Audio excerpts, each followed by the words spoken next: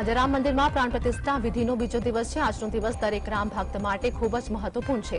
આજે રામલલ્લા પહેલીવાર રામ મંદિર પરિસરમાં પ્રવેશ કરશે। શુભ મુહૂર્તમાં રામલલ્લાની મૂર્તિનો પરિસરમાં પ્રવેશ કરવામાં આવશે। બપોરે 1:20 થી 1:28 દરમિયાન સરયુજીથી જળયાત્રા શરૂ થશે। કુલ 9 કલશમાં પાણી ભર્યા બાદ આચાર્યગણ અને યજમાન સરયુના શસ્ત્રધારા ઘાટથી રામ જન્મભૂમિ સંકુલમાં ધાર્મિક વિધિઓ માટે બાંધવામાં આવેલા પેવેલિયનમાં જશે।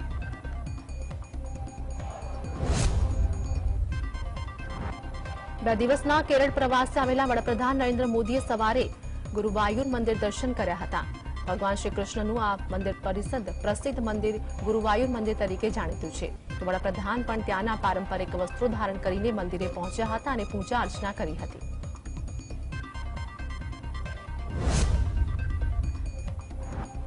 અમેરિકામાં આર્કટિકમાંથી આવતા ઘાતક ઠંડા પવનોને કારણે અમેરિકાના મોટાભાગના વિસ્તારોમાં તાપમાન શૂન્યથી નીચે પહોંચી ગયું છે। બરફના તોફાનના કારણે દેશના વિવિધ ભાગોમાં 7 લોકોના મોત પણ નીપજ્યા છે। ખરાબ હવામાનને કારણે સોમવારે 2900થી વધુ ફ્લાઇટ્સ પણ રદ કરવામાં આવી છે। આ સાથે જ દેશના મોટાભાગના વિસ્તારોમાં વીજ પુરવઠો ખોરવાઈ ગયો છે। બરફના તોફાનના કારણે નેશનલ ફૂટબોલ લીગ પણ મુલતવી રાખવી પડી હતી।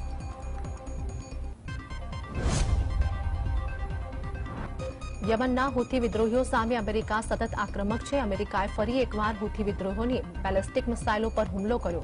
અમેરિકાનો આ ત્રીજો હુમલો છે।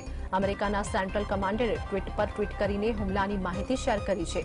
તો વ્હાઇટ હાઉસનું કહેવું છે કે જો જૂથ વધુ હુમલો કરશે તો અમેરિકામાં પણ તેનો સામનો કરશે અને જબડાતોડ જવાબ આપશે। યુએસ કમાન્ડ પોસ્ટે ટ્વીટ કર્યું અને આંતરરાષ્ટ્રીય જહાજો પર સતત હુમલા કરી રહ્યું છે। ત્યારે 16 જાન્યુઆરીએ બપોરે 1:45 વાગે બળવાખોરોએ એન્ટીશિપ મિસાઇલ લોન્ચ કરી હતી। કોંગ્રેસના નેતા રાહુલ ગાંધીએ જણાવ્યું કે આરએસએસ અને ભાજપે 22મી જાન્યુઆરીના રોજ યોજાનારા સમારોહને રાજનૈતિક કાર્યક્રમ બનાવી દીધો છે। આ માટે જ કોંગ્રેસના અધ્યક્ષ મલ્લિકાર્જુન ખડગે કાર્યક્રમમાં હાજર ન રહેવાની જાહેરાત કરી હતી। અમે તમામ ધર્મોનું સન્માન કરીએ છીએ। હિન્દુ ધર્મના કેટલાક વિદ્વાનોએ પણ પોતાના અભિપ્રાય તેના વિશે રજૂ કર્યા છે। અમારા માટે 22મી જાન્યુઆરીએ જવું શક્ય નથી।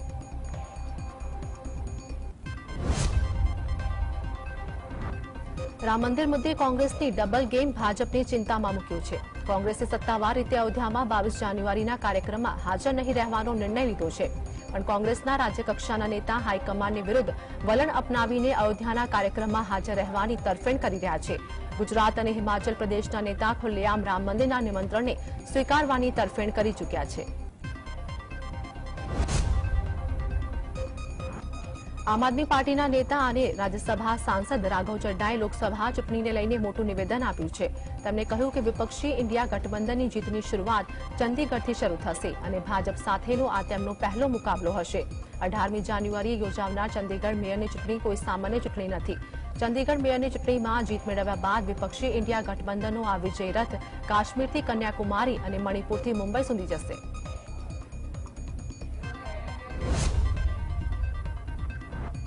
હવામાન વિભાગની આગાહી અનુસાર આગામી 3 દિવસ દરમિયાન ઉત્તર ભારતમાં ખૂબ જ ગાઢ ધુમ્મસની સંભાવના છે। દેશભરમાં શિયાળાનો કહેર યથાવત છે। ત્યારે ઉત્તર ભારતના ઘણા રાજ્યોમાં સવારે ગાઢ ધુમ્મસના કારણે લોકોને ઘણી સમસ્યાઓનો સામનો કરવો પડી રહ્યો છે। આ દરમિયાન હવામાન વિભાગે આગામી 2 દિવસ પશ્ચિમ બંગાળના અનેક જિલ્લાઓમાં વરસાદની આગાહી કરી છે। આઈએમડીએ ઘણા રાજ્યોમાં ગાઢ ધુમ્મસનું એલર્ટ પણ જાહેર કર્યું છે। દિલ્હી અને તેના આસપાસના ક્ષેત્રોમાં છેલ્લા 1 સપ્તાહથી કાતિલ ઠંડી પડી રહી છે। ત્યારે તેનાથી બચવા માટે લોકો અનેક ઉપાય અજમાવી રહ્યા છે। જેના ભાગરૂપે કેટલાક લોકો ઘરમાં અંગીઠી પણ સળગાવે છે। જોકે સાવધાની ન રાખવાના કારણે રૂમને ગરમ રાખવાની પ્રક્રિયા ખતરનાક સાબિત થઈ શકે છે। દિલ્હી એનસીઆરમાં છેલ્લા 15 દિવસમાં અંગીઠી સળગાવવાના કારણે સર્જાયેલી ગુંગળામણને કારણે 20 લોકોના મોત થયા છે। લોકસભાની ચૂંટણીમાં ભાજપ 70%થી વધારે બેઠકો પર 50 વર્ષથી ઓછી વયના એટલે કે યુવા ચહેરાઓને તક આપશે। ભાજપના સૂત્રોનો દાવો છે કે ભાજપે 2019ની લોકસભા ચૂંટણીમાં જીતેલી 303 બેઠકોમાંથી 224 બેઠકો પર 50%થી વધારે મત મેળવ્યા હતા। આ તમામ બેઠકો પર ભાજપ આ વખતે યુવાનોને તક આપશે। તેથી ઘણા દિગ્ગજોની ટિકિટો કપાશે। આ પૈકી 42 બેઠકો એવી હતી કે જેના પર ભાજપે 35%થી વધારે મતોના અંતરથી વિરોધીઓને મહાત આપી હતી।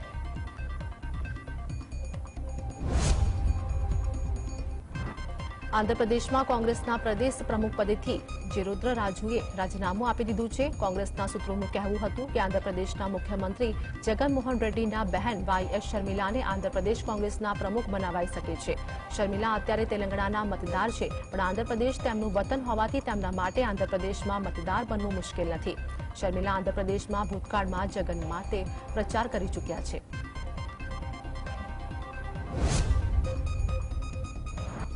તેલંગાણાના ભૂતપૂર્વ મુખ્યમંત્રી કે ચંદ્રશેખર રાવના પુત્રી કે કવિતાની પૂછપરછની મુદ્દે કાનૂની વિવાદ જાગ્યો છે. દિલ્હી લીકર એક્સાઇઝ કૌભાંડમાં ઈડીએ મંગળવારે કવિતાને પૂછપરછ માટે બોલાવેલા, પણ કવિતાએ પોતે હાજર નહીં રહી શકે એવો ઈમેલ ઈડીને મોકલ્યો હતો. કવિતાના વકીલે દાવો કર્યો કે ઈડીએ સમન્સ મોકલીને સુપ્રીમ કોર્ટની અવગણના કરી છે. સુપ્રીમ કોર્ટ આદેશ આપેલો કે ઈડી આ કેસમાં કવિતાને સમન્સ ના મોકલી શકે.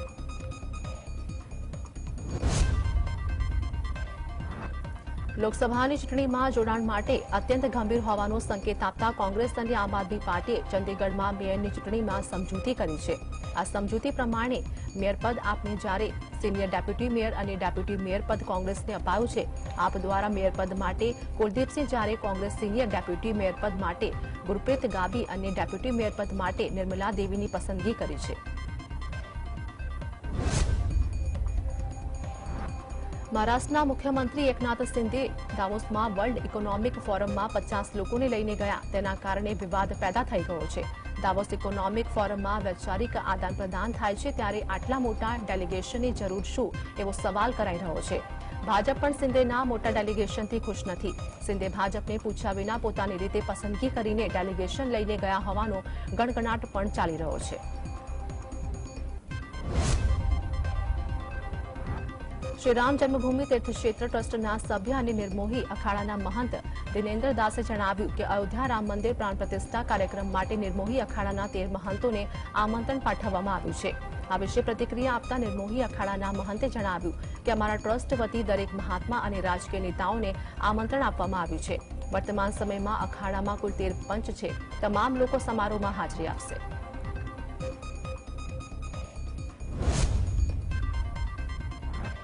અયોધ્યામાં ભગવાન રામનું પ્રાણ પ્રતિષ્ઠા કાર્યક્રમ યોજાવાનું છે, ત્યારે તેમના માટે અમૂલ્ય ઉપહાર પણ શ્રદ્ધાળુઓ દ્વારા મોકલવામાં આવી રહ્યા છે. આગ્રાના લોકો દ્વારા 56 પ્રકારના 560 કિલોના પેઠા મોકલવામાં આવ્યા છે. આ સાથે જ શ્રદ્ધાળુઓએ સોનાથી જડાયેલી હનુમાનજીની ગદા પણ મોકલી છે. અમારા 56 ભોગને પ્રભુ રામના ચરણોમાં અર્પણ કરવામાં આવશે, એ અમારા માટે સૌથી મોટી વાત છે.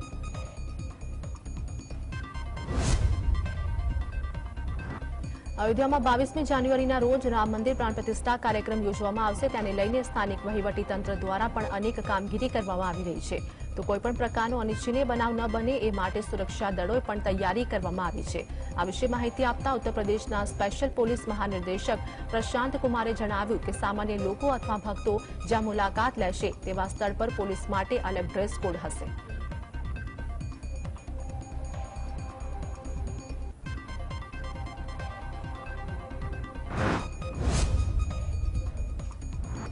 વિદેશ મંત્રી એસ જયશંકરે સોમવારે ભારતની આજુબાજુના જહાજો પરના હુમલાઓને આંતરરાષ્ટ્રીય સમુદાય માટે ગંભીર ચિંતા તરીકે વર્ણવતા કહ્યું કે આવી ધમકીઓ ભારતની ઉર્જા જરૂરિયાતો અને આર્થિક હિતો પર સીધી અસર કરે છે. તાજેતરમાં જ હિન્દ મહાસાગરના આ મહત્વપૂર્ણ ભાગમાં દરિયાઈ વેપારી ટ્રાફિકની સલામતી માટેના જોખમો નોંધપાત્ર રીતે વધી રહ્યા છે. સુરત શહેરના નામે વધુ એક સિદ્ધિ નોંધાઈ છે. 7 સ્ટાર રેટિંગ સ્વચ્છતામાં પ્રથમ નંબર બાદ સુરતની વધુ એક સિદ્ધિ સામે આવી છે. શહેરનો 15 પાયોનિયર શહેરોમાં થયો સમાવેશ કરવામાં આવ્યો છે. તો 2 પ્રોજેક્ટ અંતર્ગત પાયોનિયર શહેરોમાં સુરત સામેલ થયું છે. પાયોનિયર શહેરોમાં સામેલ થવા માટે મિનિસ્ટ્રી ઓફ હાઉસિંગ દ્વારા પડકારો અપાયા હતા. હળવદ શહેરના ગોરી દરવાજા વિસ્તારમાં મારામારીનો બનાવ હત્યામાં પલટાયો હતો. સેન્ટરિંગ અને ભરાઈ બાબતે માથાકૂટ બાબતે એક જૂથના લોકોએ સનપુરથી સેન્ટરિંગ કામ કરવામાં આવેલા 3 ભાઈઓ પર તશ્ન હથિયાર વડે હુમલો કરતા તેઓને સારવાર માટે પ્રથમ હળવદની યુનિક હોસ્પિટલની, ત્યાંથી વધુ સારવાર માટે મોરબી અને મોરબીથી રાજકોટ વોકાહોટ હોસ્પિટલે ખસેડવામાં આવ્યા હતા. જ્યાં સારવાર દરમિયાન 28 વર્ષીય રવિ સોનગ્રાનું મોત નીપજ્યું હતું.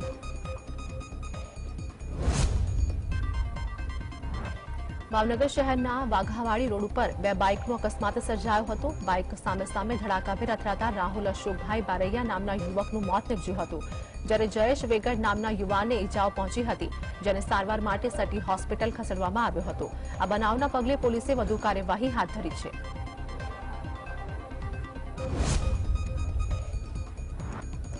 સુરતમાં ખાનગી શાળા સંચાલકની ગંભીર બેદરકારી સામે આવી છે। શહેરના ડિંડોલી ખાતે આવેલી શારદા યતન શાળા દ્વારા છઠ્ઠા ધોરણમાં અભ્યાસ કરતા 14 વર્ષીય શિવા યાદવ શાળાના ધાબા પર પતંગની દોરી લેવા જતા જોરદાર કરંટ લાગ્યો હતો। શિવા યાદવ અને શિવમ યાદવ બંને ભાઈ ગંભીર રીતે દાઝી જતા સારવાર અર્થે ખાનગી હોસ્પિટલમાં ખસેડાયા હતા। સમગ્ર મામલે ડિંડોલી પોલીસે વધુ તપાસ હાથ ધરી।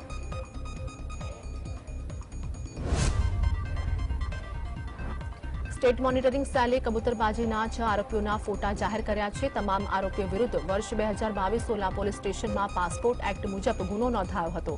ગેરકાયદે અમેરિકા લઈ જવા માટે આ તમામ આરોપીઓ નકલી દસ્તાવેજ બનાવી આપતા હતા, તો આરોપીઓ વર્ષ 2022થી વોન્ટેડ હોવાથી યાદી જાહેર કરવામાં આવી હતી।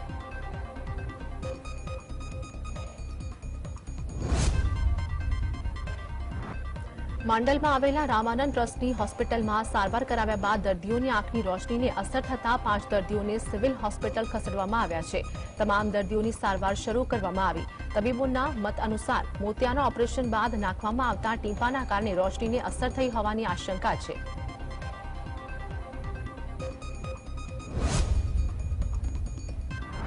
માંડલ મોતિયાના ઓપરેશન બાદ 17 કરતાં વધુ દર્દીઓની આંખમાં આવેલા અંધાપા મામલે આરોગ્ય વિભાગ દોડતો થયો છે। માંડલ આંખની હોસ્પિટલ ખાતે અમદાવાદ શહેરના regional deputy director doctor Satishbhai Makwana સહિત જિલ્લા તાલુકાના આરોગ્ય અધિકારીઓએ તપાસ હાથ ધરી છે।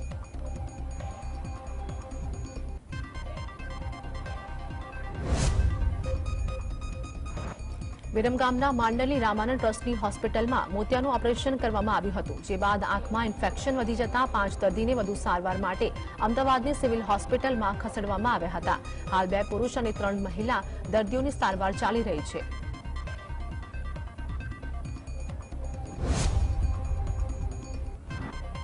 સુરતના અંબાનગરમાં સરકારી અનાજનો જથ્થો બારોબાર સગેવગે કરનારા દુકાનના પરવાનેદાર સહિત 3 લોકોની ધરપકડ કરવામાં આવી હતી। પોલીસે લેપટોપ, સોફ્ટવેર, મોબાઈલ સહિતનો મુદ્દામાલ કબજે કર્યો હતો। સાયબર ક્રાઇમ સેલે કલમ 409, 420, 467 અને 468 સહિત આઈટી એક્ટ હેઠળ ગુનો નોંધવામાં આવ્યો હતો।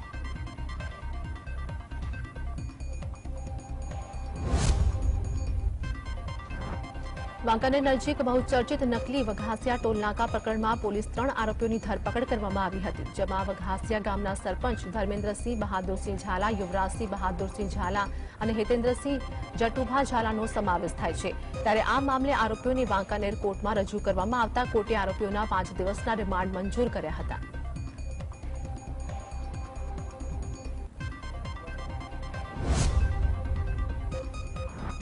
રાજકોટ જિલ્લા સહકારી સંઘની ચૂંટણીમાં ભાજપમાં આંતરિક જૂથવાદ સપાટી પર આવ્યો હતો। રાજકોટ તાલુકાની બેઠક માટે ડોક્ટર એનડી સિલુએ ફોર્મ ભરતા વિવાદ વકર્યો હતો, કારણ કે ભાજપ દ્વારા મનસુખ સખારવાના નામનું મેન્ડેટ આપવામાં આવ્યું હતું, જેના પગલે પ્રદેશ ભાજપના મેન્ડેટનો અનાદર કરવામાં આવ્યો હતો। આગામી 20 જાન્યુઆરીના રોજ એક બેઠક પણ માટે ચૂંટણી યોજાશે।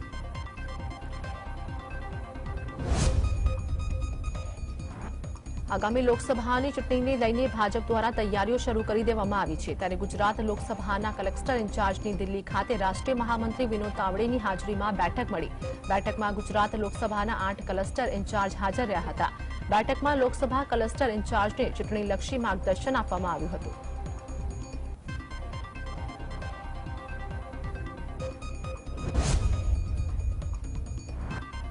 અમદાવાદ શહેરમાં કોંગ્રેસ પ્રભારી મુકુલ વાસનિક અધ્યક્ષતામાં બેઠકનો પ્રારંભ થયો હતો। કોંગ્રેસ શહેર અને જિલ્લા સમિતિઓના નેતા સાથે બેઠક કરી હતી। આ બેઠકમાં પ્રદેશ પ્રમુખ શક્તિસિંહ ગોહિલ, મધ્ય ગુજરાત અને દક્ષિણ ગુજરાતના પ્રભારી હાજર રહ્યા હતા। લોકસભા ચૂંટણી પહેલા જિલ્લા સ્તરે કઈ રીતની કામગીરી તે અંગે ચર્ચા વિચારણા થઈ હતી।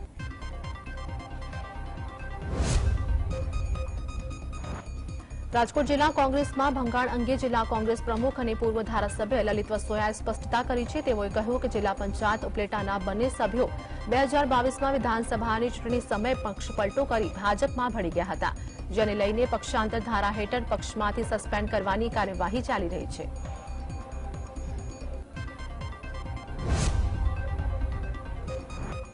અમદાવાદમાં કમલમ ખાતે કિસાન મોરચા અને મીડિયા વિભાગની બેઠક મળી હતી. પ્રદેશ અધ્યક્ષ સી.આર. પાટીલની ઉપસ્થિતિમાં લોકસભા ચૂંટણી અંતર્ગત આગામી કાર્યક્રમો અંગે ચર્ચા કરવામાં આવી હતી. મીડિયા વિભાગની બેઠકમાં રાષ્ટ્રીય પ્રવક્તા ગૌરવ ભાટિયા ઉપસ્થિત